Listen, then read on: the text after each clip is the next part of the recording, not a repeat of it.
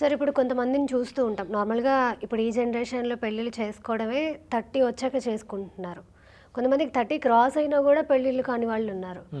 ఎందుకు? దీనివల్ల ఏంటి?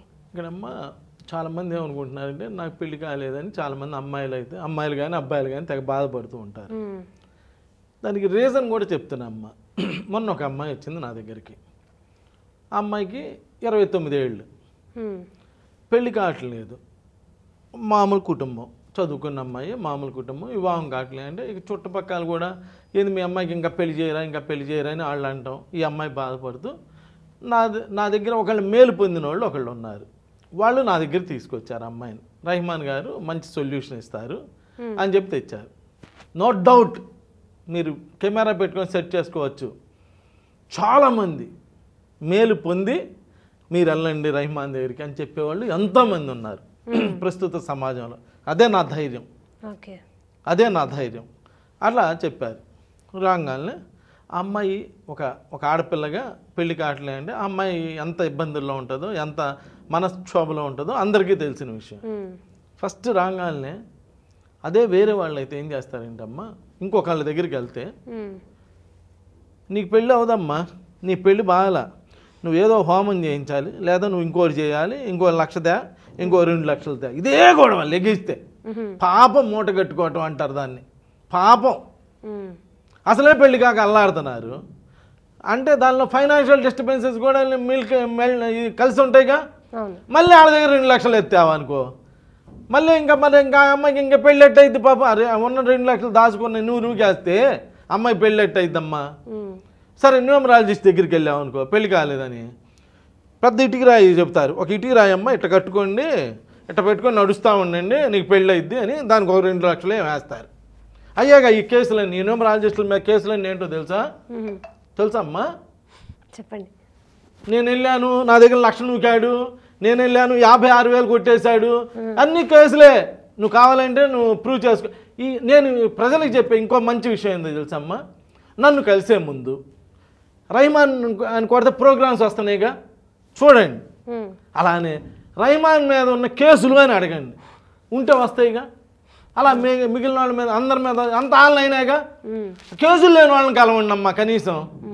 అమ్మ చేతి దండం పెట్టి చెప్పేది ఏంటంటే ఈ కేసుల వాళ్ళతో ఈ గొడవల వాళ్ళతో మనకి ఎందుకమ్మా, వాళ్ళ కేసులే వాళ్ళు తీర్చుకోలేసి వస్తున్నారు, వాళ్ళకి వాయిదాలకే వాళ్ళు తిరగలేసి వస్తున్నారు.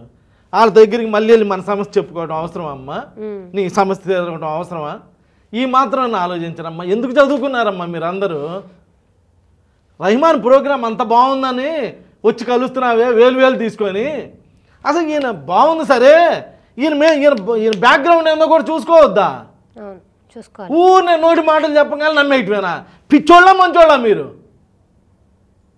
అంటే నేను ఏదో అబద్ధాలు చెబుతానమ్మా. 100 ఆ సినిమాలో ఒకడే ఇట్లా తిరగంగానే 100 మంది పడిపోతారు.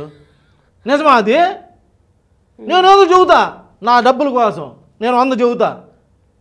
నమ్మావు కదా, నమ్మే ముందు కలవాలంటే డబ్బులు అవ్వగా కలవబోయే ముందు ఈయన మీద ఏమైనా కేసులు ఉన్నాయో అడిగితే చెప్పిద్దిగా మళ్ళీ గూగుల్.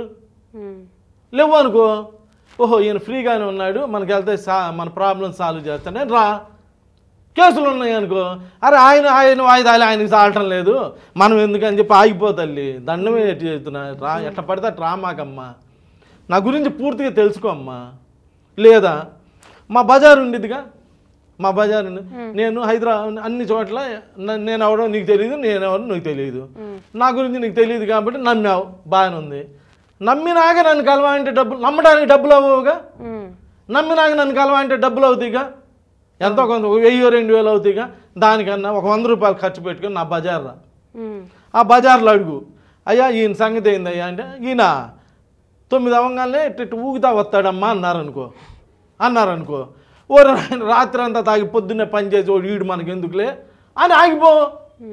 లేదయ్యా ఆయన ఎప్పుడు ఆశ్రమం ఉంది ఆయనకి, ఆయన ఎప్పుడు గురుచరిత్ర పారాయణ చేసుకుని ఉంటాడు, నలుగురికి మంచి చెబుతుంటాడయ్యా, ఎవరు ఏదడిగినా అందరు వచ్చి దండం పెట్టి సార్ మీరు చెప్పినారు నాకు ఇలా మంచి జరిగింది, నాకు ఇట్లా జరిగింది. అది జ్యోతిష్యం చెప్పించుకునే వాళ్ళు కాదు, మామూలుగా జనం ఉంటారు కదా, మామూలు జనమే వచ్చాము, ఈయన చెప్తే ఈయన మాట మీద నేను ఇలా బాగుపడ్డాను, ఈయన డబ్బులు లేకుండా నోటి మాటతో ఇలా చెప్తే ఇలా బాగుపడ్డాను అనేవాళ్ళు అన్నారనుకో అందరూ, ఓహో ఈయన నోటి మాట చెప్తేనే ఇలా మంచి జరుగుతుంది, మనం కూడా చెప్పించుకుంటే మనకేమైనా మంచి జరిగిద్దని నువ్వు ఫీల్ అయినాక చెప్పించుకో. ఎందుకు నా దగ్గరికి వచ్చి నీ టైం వేస్ట్ చేసుకుంటావు, నా టైం వేస్ట్ చేసుకుంటావు తల్లి? ఇంత ధైర్యంగా చెప్తున్నానమ్మా. నన్ను కలిసే ముందు అంటే ఎవరిని కలిసే ముందైనా అంటున్నా, నన్నే కాదు ఎవరిని కలిసే ముందైనా ఒక ఎంక్వైరీ చేసుకో. ఎంక్వైరీ లేకుండా డబ్బులు ఎందుకు తల్లి నాశనం చేసుకుంటావు? కనుక్కో. మంచి వ్యక్తి అయితే చెప్పించుకో, మంచి వ్యక్తి కానిడితే మనకి ఎందుకమ్మా? వెళ్ళిన కాడి నుంచి నువ్వు ఆ రాయి పెట్టుకో, ఈ ఉంగరం పెట్టుకో, ఇది పెట్టుకో, నెత్తిన మీద బండ ఒకటి పెట్టుకొని ఆడు చెప్తాడు చమక్ చంద్ర అని ఆయన, ఒక నెత్తి మీద బండ పెట్టుకొని నీకు అన్ని ప్రాబ్లమ్స్ తీరుతాయి అంటాడు. వాడు తిరుగుతా వచ్చి ఏందయ్యా ఇప్పుడయ్యా నాది ప్రాబ్లం తీరలేదంటే, అమ్మ బండ పెట్టుకుంటే అట్ట తీరతాయిరా, నువ్వు మనిషి మారితే తీరతాయిరా అని చెప్తాడు. అంతేనా? నువ్వైనా బండ పెట్టుకుంటే తీరవు, మనిషి మారితే తీరతాయి. మనిషి మారాలంటే మంచి కౌన్సిలింగ్ కావాలి, మనిషి మారాలంటే మంచి మాటలు కావాలి, మనిషి మారాలంటే ఒక భగవంతుడి దగ్గరికి వెళ్తేనో ఒక మంచి పెద్ద వ్యక్తి దగ్గరికి వెళ్తే ఆయన మంచి చెబుతాడు. ఎవరి దగ్గర పడితే ఆడికి వెళ్తే ఏమంటాడు, ఆ ముందు బాటిల్స్ గురించి చెబుతాడు, ఫలానా బ్రాండ్ మంచిది, ఫలానా బ్రాండ్ మంచిది అంటాడు. ఆడి దగ్గరికి వెళ్తే నువ్వు అలా తయారవుతావు. ఒక మంచి వ్యక్తిని కలిస్తే ఆడు గురుచరిత్ర గురించి చెప్తాడు, బైబిల్ గురించి చెప్తాడు, లేదంటే ఖురాన్ గురించి చెప్తాడు, లేదా ఒక మంచి విషయాలు చెప్తాడు. అలాంటి వాళ్ళని కలిసి మీరు బాగుపడాలి. అంతేగాని ఎవరి దగ్గర పడితే వాళ్ళ దగ్గర చేయించుకోవడం వల్ల మీకు ఉపయోగం లేదు. అలాంటిది ఆ అమ్మాయి వస్తే చూడంగానే చెప్పా, అమ్మ నీకు 29 ఏళ్ళ తర్వాతే పెళ్ళి అవుతుంది, దేవుడు నీకు మేలే చేశాడు అన్న. అమ్మటి ఆ అమ్మాయి బడా ఏడ్చేసి అమ్మాయిలో ఉన్న భారం అంతా పోయింది. ఆ అమ్మాయికి భగవంతుడు 29 ఏళ్ళ తర్వాత పెళ్ళి రాశాడు. 25 ఏళ్ళ నుంచి మీరు గొడవ చేస్తా కూర్చున్నా అవదుగా, భగవంతుడు రాసిన ప్రకారం జరిగిద్ది. వాస్తవం చెప్పా. ఆ అమ్మాయి భారం అంతా తీరిపోయి అబ్బా ఎంత ప్రశాంతంగా వెళ్ళింది. 29 ఏళ్ళ తర్వాత పెళ్ళయింది. ఆ అమ్మాయి జాతకం ప్రకారం జరిగింది. నువ్వు ఆ విషయం చెప్పకుండా నువ్వు అది చెయ్యి ఇది చెయ్యి అని అమ్మాయిని ఇబ్బంది పెడతా, అమ్మాయి పెళ్ళి రాతలేని అమ్మాయి ఏం చేసిద్ది తల్లి?